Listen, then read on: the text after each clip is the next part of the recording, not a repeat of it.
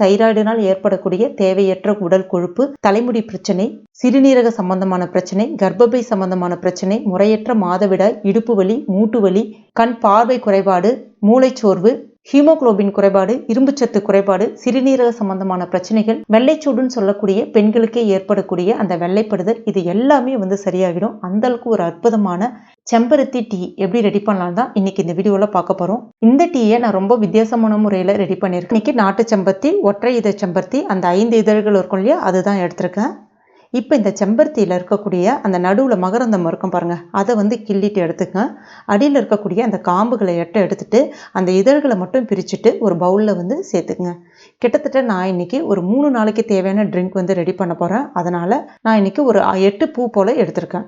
இப்போ இதில் தேவையான அளவுக்கு தண்ணி சேர்த்துட்டு ஒரு 2 முறை மட்டும் நல்லா கழுவிடுங்க. அடுத்ததான் ஒரு பாத்திரத்தில் 2.5 கிளாஸ் அளவுக்கு தண்ணி சேர்த்துக்குங்க.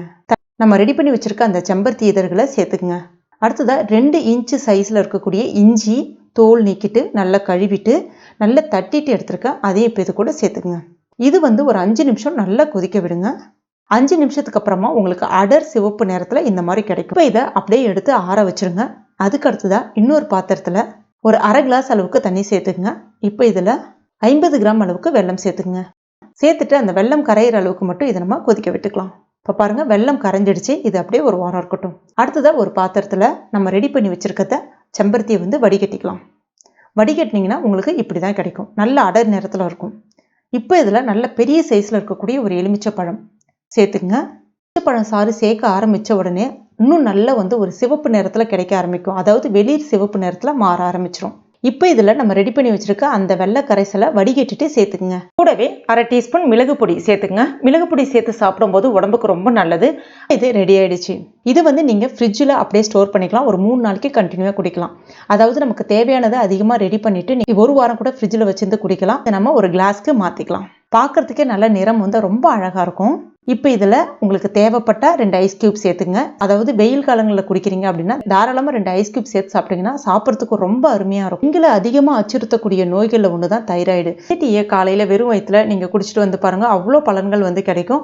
சப்போஸ் நீங்கள் தைராய்டு மாத்திரை எடுத்துருக்கீங்கன்னா தாராளமாக தைராய்டு மாத்திரை போடுங்க. அதுக்கப்புறமா இந்த டீயை நீங்கள் குடிக்கலாம். மேக்ஸிமம் டீ காஃபி குடிக்கிறத அவாய்ட் பண்ணிக்க ட்ரை பண்ணுங்க. புளிப்பு, இனிப்பு, துவர்ப்பு சுவை கொண்டதாக இருக்கும். இந்த டீயை நீங்கள் குடிக்கும்போது கர்ப்பப்பை நோய்கள், உடல் வெப்பத்தை குறைத்து வெட்டைச்சூடுன்னு சொல்லக்கூடிய அந்த வெள்ளைப்படுதல் நோயை சரி செய்யும்.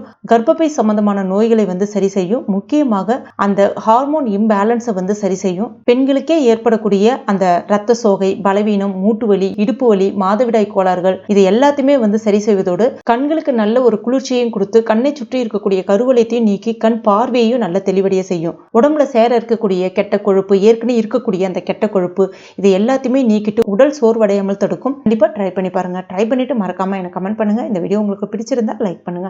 உங்க நண்பர்கள் மற்றும் ஃபேமிலி மெம்பர்ஸ் கூட மறக்காம ஷேர் பண்ணுங்க. மேலும் இது போன்ற பயனுள்ள குறிப்புகளுக்கு நம்ம சேனல் இது வரைக்கும் நீங்க சப்ஸ்கிரைப் பண்ணலன்னா உடனே சப்ஸ்கிரைப் பண்ணுங்க. கூடவே மறக்காம அந்த பெல் நோட்டிஃபிகேஷன் சிம்லையும் பிரஸ் பண்ணுங்க. தேங்க்யூ.